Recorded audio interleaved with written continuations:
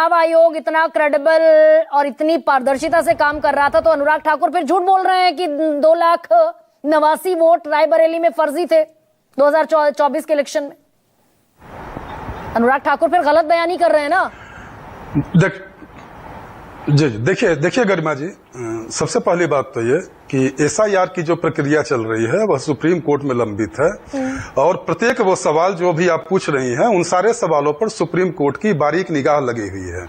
हमारे लिए महत्वपूर्ण यह है कि सुप्रीम कोर्ट में जो 2 बार ऑब्जर्वेशन सामने आया उस दोनों बार के ऑब्जर्वेशन को देश की जनता के सामने निष्पक्षता से रखने की आवश्यकता है। मैं 2-3 बातों का उल्लेख करना चाहूंगा गरिमा जी, अगर आपकी अनुमति हो तो। प्लीज सर कहिए। सुप्रीम कोर्ट का यह कहना अपने आप जी सुप्रीम कोर्ट का यह ऑब्जर्वेशन अपने आप में बड़ा ऐतिहासिक है कि बिहार की छवि को बदनाम करने की साजिश की जा रही है। पहली बात। सुप्रीम कोर्ट का दूसरा ऑब्जर्वेशन यह मायने रखता है कि बिहार में एसआईआर की प्रक्रिया पूरी तरह वोटर फ्रेंडली है क्या गरिमा जी कि विपक्ष के द्वारा जिस तरह से सुप्रीम कोर्ट की संवैधानिकता पर सवाल खड़ा किया जा रहा है और बिहार में वोट चोरी अधिकार यात्रा शुरू की जा रही। बस एक मिनट जरा बोलने दिया जाए। अगर आप बार नहीं मैं इलेक्शन कमीशन की बात कर रहा था, मैं इलेक्शन कमीशन की बात कर रहा था। तो जिस तरह से इलेक्शन कमीशन की निष्पक्षता पर सवाल खड़ा किए जा रहे थे और पिछले 1.5 महीने से इलेक्शन कमीशन के लिए चुनकर जिन शब्दावलियों का प्रयोग किया गया, अगर आरजेडी के नेता प्रयोग करते हैं तो बात समझ में आती है क्योंकि इनकी जो शब्दावली है वो उसी संस्कार में रची बसी है। लेकिन अन्य खासकर कांग्रेस के द्वारा चोर कहना, लुटेरा कहना, इस तरह की संसदीय शब्दावली उस चुनाव आयोग के लिए जिसे हार्वर्ड कैनेडी स्कूल से लेकर विश्व की कई सारी संस्थाओं ने इलेक्शन कमीशन की कार्य क्षमता के लिए उसकी प्रशंसा की है। देखिए हकीकत यह है कि चूंकि बिहार में इन लोगों की जमीन मुझे थोड़ा सा इजाजत दीजिए, मैं सवाल पूछूं आपसे और सम्मान के साथ पूछ रही हूँ, आप बड़े भले मानुस लग रहे हैं मुझे। मैं ये पूछ रही हूं आपसे, अगर चुनाव आयोग ने 2024 में बड़ा क्रेडिबल काम किया, पारदर्शिता से काम किया, एब्सोल्यूट जेन्युइन काम किया, तो अनुराग ठाकुर क्या झूठ बोल रहे हैं क्या? रायबरेली में फर्जी वोट, कोलाथूर में फर्जी वोट, डायमंड हार्बर में फर्जी वोट, कन्नौज में, मैनपुरी में, वायनाड में फर्जी वोट है, तो अनुराग ठाकुर बता रहे हैं। देखिए गरिमा जी, मुझे तो लगता है कि भारत में शायद ही कोई ऐसा निर्वाचन क्षेत्र हो, यह केवल रायबरेली और मैनपुरी की बात नहीं है, भारत में शायद ही कोई ऐसा निर्वाचन क्षेत्र हो जहां मतदाता सूची में थोड़ी बहुत गड़बड़ी न हो। और इन्हीं गड़बड़ियों को तो दुरुस्त करने के लिए एसआईआर की बिहार से शुरुआत की गई है।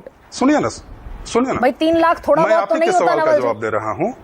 मात्रा घट या बढ़ सकता है, मैं वही बता रहा हूं कि इन्हीं गड़बड़ियों को दुरुस्त कर आप सिलेक्टिव होकर अगर किसी एक विधानसभा या किसी एक लोकसभा पर सवाल पूछेंगे, मुझे तो लगता है कि भारत के चूंकि बिहार से यह प्रक्रिया शुरू हुई है और जब यह प्रक्रिया शुरू हुई है तो इसका विस्तार भारत के अन्य राज्यों में होगा।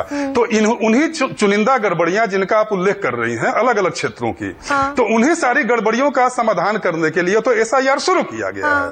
और सबसे अहम मुद्दा यह है कि अभी गरिमा जी आप अपने वक्तव्य में बता रहे थे पहले तो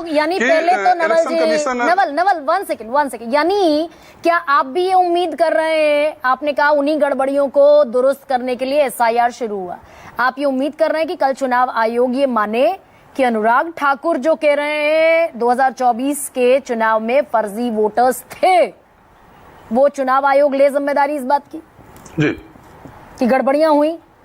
आप इस फर्जी वोटर ठीक अब जवाब देने दीजिए।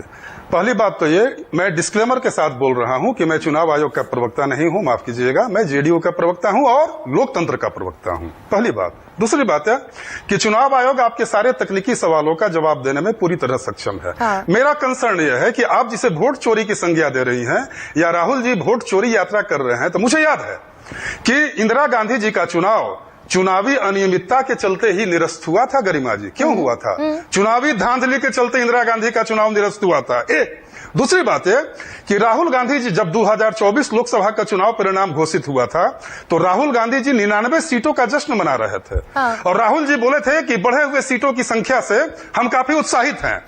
तो उस समय आपको वोट चोरी नहीं दिख रहा था, उस समय तो 99 सीटों के जश्न में आप पूरी तरह डूबे हुए थे। तो ये सिलेक्टिव अप्रोच नहीं चलेगा और यही कारण है कि इनके वोट चोरी यात्रा के पहले ही बिहार में इनकी कली खुल चुकी है और इनकी यात्रा का जो हश्र होने होने वाला है, मैं तो आपसे निवेदन करूंगा कि इनके यात्रा के हर हश्र पर जरूर आप डिबेट करवाइएगा और मुझे जरूर बुलाइएगा। तो अगर ये सारे आरोप निराधार लगा रहे हैं राहुल गांधी, और आपको वोट चोरी कहने पर भी दिक्कत है, तकलीफ है। फॉर्मर सीईसी ओपी रावत ने कहा 10 मिनट का काम है सारी कलई खोल देना। राहुल गांधी को मिसलीडिंग एक तरीके से ये प्रूव कर सकता है चुनाव आयोग। तो 5-6 दिन हो गए, 7 अगस्त को राहुल गांधी ने आरोप लगाया था, 10 मिनट का काम बताया फॉर्मर सीईसी ओपी रावत ने कि हम जब चुनाव आयोग में थे पॉलिसी ये थी, आरोप लगता था हम जांच करते थे। 7, 8, 9, 10, 11, 12, 13, 14, 15, 16 11वां दिन है आज। जी, मुझे लगता है कि हमें कल चुनाव आयोग के पीसी का इंतजार करना चाहिए। चुनाव आयोग सारे बातों का जवाब देने में पूरी तरह सक्षम है। यानी सवाल है, मेरा कंसर्न यह है कि राहुल गांधी जी, यानी सवाल तो गलत नहीं है ना, यानी अपने मेरा बस 1 मिनट का समय दिया जाए गरिमा जी। मेरा कंसर्न यह है कि बिहार में राहुल गांधी जी और तेजस्वी यादव जी की पार्टी कांग्रेस और आरजेडी दोनों बिहार में बूथ कैप्चरिंग के और वोट चोरी के प्रोफेसर रहे हैं, और अब आज ये लोग भाषण दे रहे हैं कि बिहार में वोट चोरी हो रही है। आपको पता है गरिमा जी, आप मुझे मात्र आधा मिनट का समय दीजिए। नहीं नवल जी, गलत कह रहे हैं क्या? और कांग्रेस का मिला जुला, भाई जिस एसआईआर की आप एडवोकेसी कर रहे हैं, नहीं आधा मिनट का समय दीजिए, ले लीजिएगा, एक समय दीजिए। जिस एसआईआर की आप एडवोकेसी कर रहे हैं उसी एसआईआर में मुजफ्फरपुर में 269 वोट बने ना एक घर में, बने ना सर? इतना उदार आपको बनना चाहिए। इस 269 वोट वाले सवाल का अभी ओपी रावत साहब ने आपको बड़ा ही बढ़िया जवाब दिया था, और मुझे लगता है कि वो जवाब आपके लिए संतुष्टिदायक होनी चाहिए। मुझे आधा मिनट का समय दीजिए। 1990 से 2005 के बीच के बिहार का राजनीतिक इतिहास का प्रमुख बिंदु क्या रहा है? बूथ कैप्चरिंग, गोलियों की तड़तड़ाहट, बैलेट बॉक्स की चोरी। तो मतलब 2025 में सवाल ना कांग्रेस ने मिलकर इसी तरह 90 में पटना हाईकोर्ट ने कहा था नवल शर्मा, नहीं रुकिए ना एक सेकेंड, पटना हाईकोर्ट ने 90 में 97 के आसपास ये कहा कि जंगल राज है बिहार में। तो 97 में अगर जंगल राज था तो 25 में जंगल राज की इजाजत दे दी जाए, ये कह रहे हैं आप। सवाल ना पूछे 25 में। Doctor Ajay Upadhyay Supreme Court ने संज्ञान ले लिया, 65,64,000 लोगों के नाम सामने आ जाएंगे। वोट चोरी की गुंजाइश ही कहां बची जो वोटर अधिकार यात्रा लेकर निकल पड़े राहुल गांधी?